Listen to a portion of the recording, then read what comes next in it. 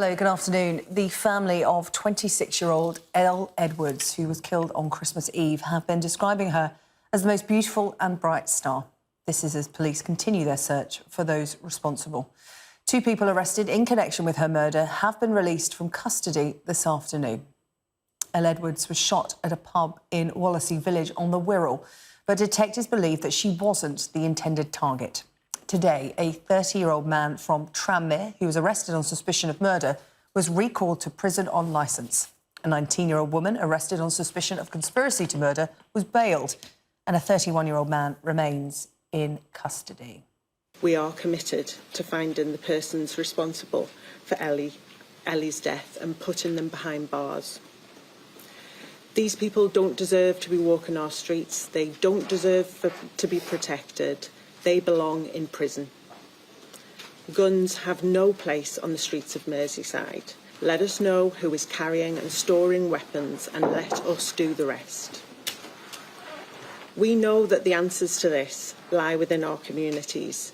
So my appeal to you is please tell us what you know and help us get justice for Ellie's family.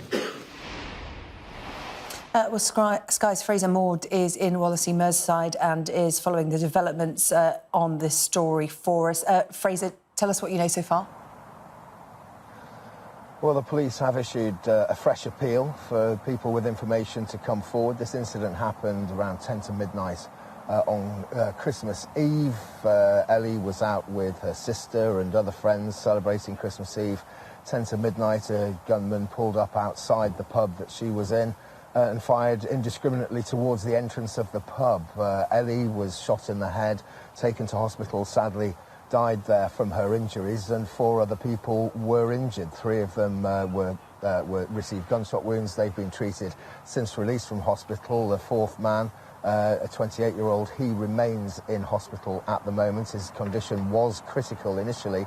He's now thought to be more comfortable, but is still in hospital receiving treatment, and police are appealing for witnesses, particularly with any information about either the weapon that was used. The suggestion is that it may well have been a semi-automatic pistol, purely because of the number of shots and the speed of the shots that were fired during the attack. 8 or 9 shots fired in very rapid succession, so clearly police are desperate to get their hands on that weapon. Also, they're wanting information about a black Mercedes car, an A-class Mercedes car that was used by the gunman to get away from the scene after he'd carried out the attack. That vehicle was parked in the pub car park. Police have CCTV images of it, and they're appealing for anyone who knows where that car came from, where it is now, or any of its whereabouts in the build-up to the attack and just after the attack on Christmas Eve and early on Christmas Day morning, to come forward with information. Just before the police issued that fresh appeal, a statement was read on behalf of the family. Ellie's father, Tim, was in the police station here behind me for this brief press conference. He didn't take any questions. He didn't read out the statement himself. The original intention, I believe, was for him to read that statement, but he felt that it was too emotional a situation for him to be able to do that. Instead, he sat there as the detective leading this investigation. Detective Superintendent Sue Coombs read out the statements on the family's behalf. She had this way about her that as soon as he met her, he instantly fell in love with her.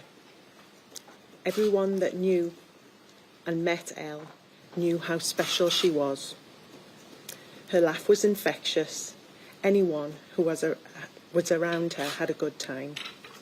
She loved life and had so many amazing plans for the future. She was only just getting started.